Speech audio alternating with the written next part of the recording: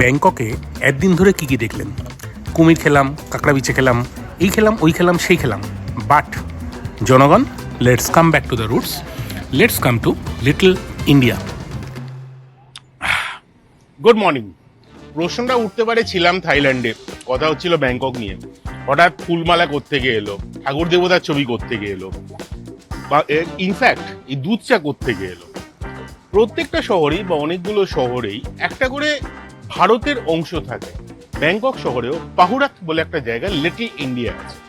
Little India মানে কি, ভারতের প্রচুর লোকজন, বিভিন্ন জায়গার লোকজন সেখানে সেটেল করে গেছেন, আছেন, ব্যবসাবাদী করছেন। এই এপিসোডে আমরা দেখব ব্যাংককের লিটল ইন্ডিয়া। সকালবেলা আপনি কোথায় আলুর পরোটা খাবেন, ছোলে ভাটুরে খাবেন, এমনকি দুপুরবেলা কোথায় মাছ ভাত খাবেন, শেষ পাতে একটু আমাদের চেনাশোনা মিষ্টি খাবেন। চাটা খাই, আলু পরোটা ওয়েট করছে, চলুন।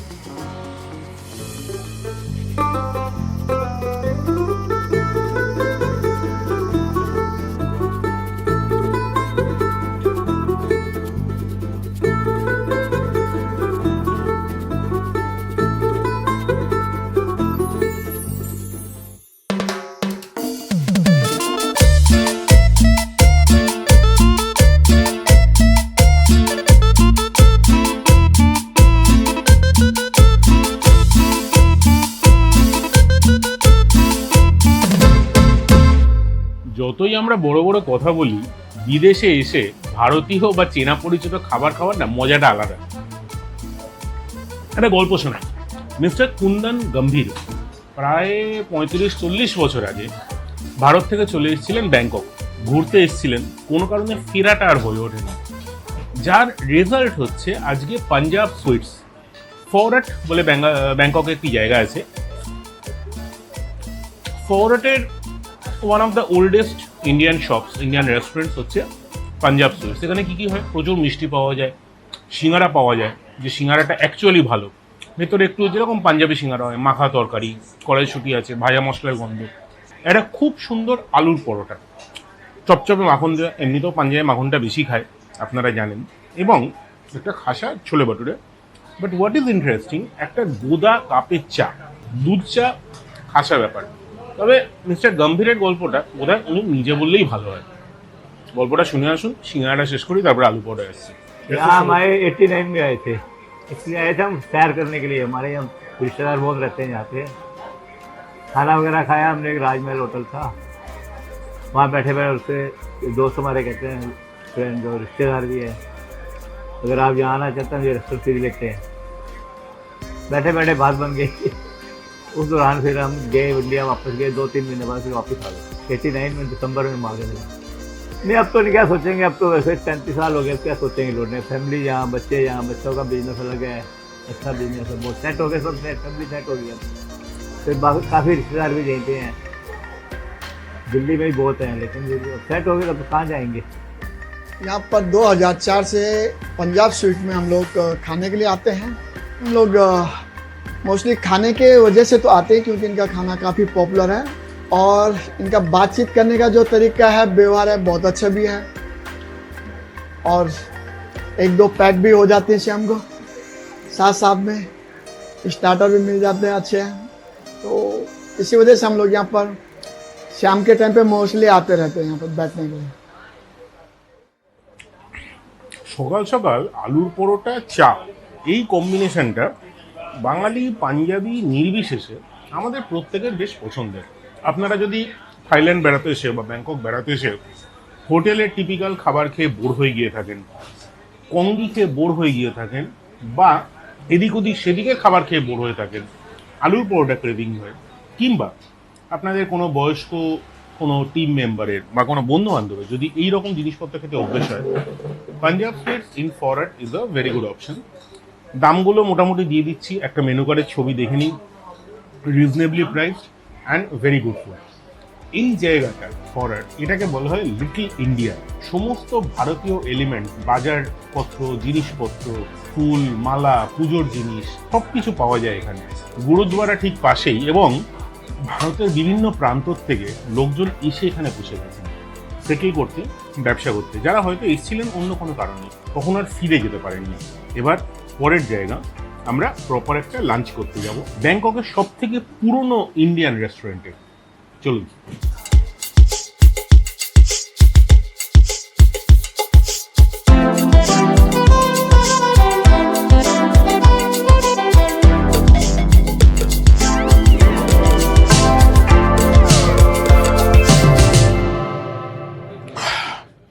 জীবনে অনেক কিছু ভেবেছিলাম, কিন্তু ব্যাংককে এসে ফুচকা দিয়ে বিয়ার খাবো সিরিয়াসলি বলছি ভাবিনি।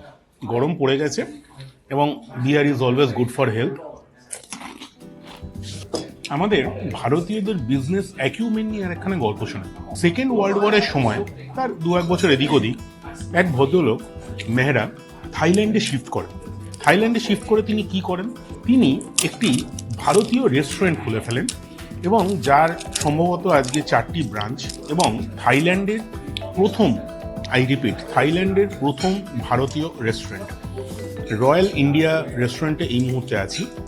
যে সময়কার কথা বলছি তখন পুরো থাইল্যান্ডে এখনকার মতো গুচ্ছ গুচ্ছ ভারতীয় হিসাবে আমরা আসতাম না, বাঙালি তো ছেড়ে দিন। কিন্তু তিনি তখন সাহস করে খুলে ফেলেছিলেন রয়্যাল ইন্ডিয়া রেস্টুরেন্ট, যেখানে অনেক কিছু জিনিসপত্র পাওয়া যায়। আমি আপাতত শুরু করেছি স্টার্টার হিসাবে ফুচকা আর বিয়ার দিয়ে। সিঙ্গা বিয়ার এখানে পাওয়া যায়। It's not phuchka, technically it's golgappa. ছোট ছোট একটা আলু সেদ্ধ করে ছেঁচকির মতো জিনিস বানিয়ে 2 রকম জল দিয়ে একটা সুইট মিষ্টি তেঁতুলের চাটনি টাইপের একটা ধনে পাতা দিয়ে সার্ভ করা হচ্ছে। 140 রুপিস পুরো প্ল্যাটারটার দাম। সেটা বড় কথা না, বড় কথা হচ্ছে আপনারা একবার একটু মেহরাজির বক্তব্যটা, গল্পটা শুনে আসুন, মেহরাজির ইন্টারভিউটা শুনে আসুন, তারপরে এখানকার যে থালিটা সেটা দেখাচ্ছি আপনাদেরকে। Cheers to royal India.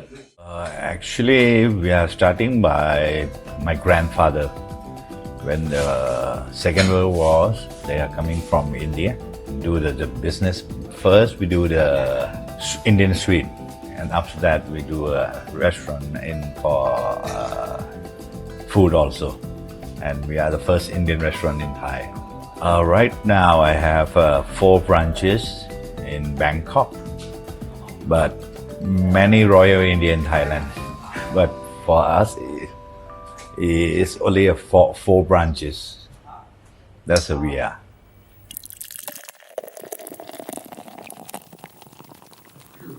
ব্রেকফাস্টের পরে দুপুরবেলা একটু বিয়ার চলে, অ্যাটলিস্ট থাইল্যান্ড বা ব্যাংকক বেড়াতে এসে তো ডেফিনেটলি চলে। আমরা বসে আছি রয়্যাল ইন্ডিয়া রেস্টুরেন্টে, যেখানে স্টার্টারের পরে একটা এদের থালি পাওয়া যায়। এবার রয়্যাল ইন্ডিয়া যেহেতু, সেখানে ভারতের অনেক রকম প্রভিন্সের খাবারই পাওয়া যায়, যেরকম মিষ্টি পাওয়া যায়, যেরকম মশলা ধোসা পাওয়া যায়, যেরকম গোলগাপ্পা পাওয়া যায়, সেরকম থালি পাওয়া যায়। থালিটার মধ্যে কি থাকে? ননভেজ ইজ 425, ভেজটা প্রবাবলি 350 বা 360। ননভেজ থালিটা ঘুরে ফিরে দেখে নিন, 2 রকম ননভেজ ডিশেস, নান, পোলাও, গোলাপ জামুন, ডাল, সবজি, অনেক কিছু পাওয়া যায়। এক্ষুনি খেতে পারছি না, বিয়ারটা শেষ করছি, গোলগাপ্পাটা শেষ করছি, তারপরে থালিটা খাবো। থালিটা ঘুরে দেখুন, জায়গাটা ঘুরে দেখুন। ফাউরাত বা লিটল ইন্ডিয়া ব্যাংককে যে জায়গাটা দেখতে ভালো লাগে, যে একটা ভারতীয় রেস্টুরেন্ট এত বছর ধরে রমরমিয়ে ব্যবসা করছে, 4-5টা আউটলেট, সিরিয়াসলি দেখতে ভালো লাগে। আচ্ছা, একটা কথা বলুন, সবই তো বুঝলাম, কিন্তু ব্যাংককে আমরা একটু মাছ ভাত খাবো না? একটু বাঙালি খাবার, এটা তো নাইনসাফি হ্যায়। চলুন, এই গোলগাপ্পা বিয়ার শেষ করে থালিটা হালকা চেখে, সেটা ক্যামেরায় থাকবে না, মাছ ভাত খেতে যাই। চিয়ার্স।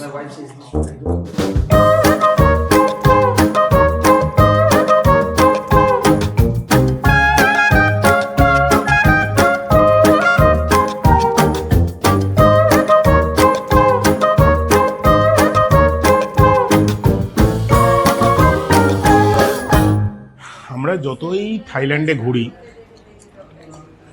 যতই আমরা স্ট্রিট ফুড খাই, যতই যাই করি, থ্যাংক ইউ, কোনো একটা সময় গিয়ে না মনে হয় একটু বাঙালি খাবার চাই বা দেশের খাবার চাই। এবার যখন আমরা বা আমাদের টিমের সঙ্গীরা ব্যাংককে বাঙালি খাবার খোঁজাখুঁজি শুরু করলো, প্রথম যে নামটা সব জায়গায় উঠে এলো সেটা হচ্ছে মনিকাস কিচেন। সুকুমফিট বলে একটা জায়গা আছে, তার লোকেশন আমি নিচে ডেসক্রিপশনে দিয়ে দিচ্ছি। সেখানে প্রায় 25 বছর ধরে একটি রেস্টুরেন্ট চলছে, যার নাম হচ্ছে মনিকাস কিচেন। আমাদের ভারতীয় বাঙালি খাবার নয়, টিপিক্যালি বাংলাদেশের বাঙালি খাবারের, কিন্তু যে স্প্রেডটা আছে সেটা কিন্তু অনেকটা আমাদেরই মতো। মানে ধরুন আমি যে নিয়েছি ভাত, ডাল, আলু ভাতে, বেগুন ভাজা। হ্যাঁ, এবার ন্যাচারালি যখন সেটা বাংলাদেশি স্টাইলে বেগুনটা ভাজা হয়, সেখানে একটু রসুন থাকে, একটু শুকনো লঙ্কা থাকে, তো বেসিক্যালি বেগুন ভাজা। একটা ট্যাংরা মাছের ছোট চচ্চড়ি, আর মাংসটা আছে, আমি জানি না কতটা খেতে পারবো। আপাতত খাবারের মধ্যে ভাত, ডাল, বেগুন ভাজা আর ট্যাংরা মাছের চচ্চড়ি। মনিকাস কিচেনে বিশেষত্বটা হচ্ছে অনেক রকম মাছের ডিশ পাওয়া যায় ডেইলি যোগান অনুযায়ী। ধরুন এখানে আর কই আলু ফুলকপি দিয়ে ঝোল, যেটা আশা করিনি, ছোট ট্যাংরা মাছের চচ্চড়ি, যেটা কালো জিরে ফোড়ন দিয়ে আলু দিয়ে হয়, এতগুলো জিনিস কিন্তু আমি আশা করিনি। একটু চলুন ডিশগুলোর সঙ্গে আলাপ পরিচয় করে নিই, এবং যিনি এখানকার কর্ণধার ত্রিশিতবাবু, তিনি এবং তার স্ত্রী চালান আজকে এত বছর ধরে, তাদের থেকে একটু জেনে নিই যে এই রেস্টুরেন্টটা মনিকাস কিচেন কি করে শুরু হলো, এত বছর কি চলছে, কিভাবে চলছে। আর তারপরে আমরা আসছি, এখানে একটা বিরিয়ানি পাওয়া যায়, মানে টিপিক্যাল চিকেন বিরিয়ানি, সেটাকে দেখছি। ততক্ষণ জায়গাটা দেখে নিন, ডিশগুলোর সঙ্গে আলাপ পরিচয় করে নিই। এই দোকানটা অ্যাকচুয়ালি আমার ওয়াইফই রান করেন, চালান, আমি মাঝে মাঝে সময় দিই। ওনার সাথে ওনার বড় বোনের মধ্যে একজন উদ্যোক্তা ছিলেন, উনি পাশেই মানে রান্না করে খাবার সাপ্লাই দিতেন আশেপাশের যারা হাসপাতালে আসতো তাদের। তারপরে আমার ওয়াইফ আর ওনারা মিলে এই সেট আপটা শুরু করলেন। প্রথম থেকে যারা আসতো তাদের সবারই একটা খুব সিম্পলি থাকতো, এই দোকানটা চলুক, বাংলা খাবার চলুক, আর গরমে রান্না হয়, যার জন্যে একটা ভালো একটা বাংলাদেশে বা আশেপাশে অনেক ভালো কাস্টমার বেজ একটা হয়ে গেছে। মনিকাস কিচেন যেটা সুকমভিট ব্যাংককে আছে, চিকেন বিরিয়ানির দাম হচ্ছে 225 বাট, মানে আমাদের দেশের কারেন্সিতে খুব সহজেই আপনি কনভার্ট করে নিতে পারবেন। এই যে চিকেনের পিসটা, এরকম 2 পিস বা 3 পিস মতো দিয়ে বিরিয়ানিটা তৈরি হয়েছে। টেস্ট ওয়াইজ যদি ধরি, অত্যন্ত লাইট, মানে এটা ঠিক কাচ্চি বিরিয়ানি আর আমাদের যেটা কলকাতা বিরিয়ানি নয়, কাচ্চির কাছাকাছি, কিন্তু বেশ লাইট। তবে অল সেড অ্যান্ড ডান, মানে আপনি যদি বিরিয়ানি খেতে চান, অবভিয়াসলি মনিকাস কিচেনে খেতেই পারেন। আমার পার্সোনালি মনে হয় সব খাওয়া দাওয়ার পরে না মাছ ভাতে স্টিক করাটাই বেটার। বিরিয়ানি যথেষ্ট ভালো, I will stick to my maach bhaat. আপনারটা আপনি কমেন্ট সেকশনে জানান, টিম বিরিয়ানি বা টিম মাছ ভাত।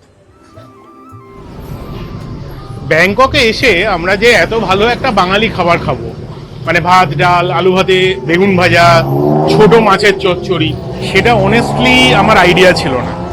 আমরা সকাল থেকে যে যে ইন্ডিয়ান এবং বাংলাদেশি জায়গায় খেলাম, প্রত্যেকটি জায়গাতেই আমাদের থেকে 1 পয়সাও টাকা নিলেন না তারা, রিপিটেডলি বলা সত্ত্বেও। Probably this is the whole idea. আমরা অ্যাজ এ কান্ট্রি, প্রচুর রাস্তার আওয়াজ সুগম্ভিটে, অ্যাজ এ কান্ট্রি আমাদের কাজ হচ্ছে প্রতিবেশী দেশকে সাহায্য করা, নিজেদের দেশের খাবার প্রমোট করা, এবং একইভাবে একই সঙ্গে বড় হওয়া।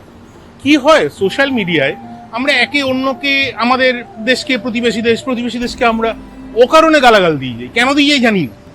আমার নিজের বিশ্বাস, if we support each other, we can be the super power.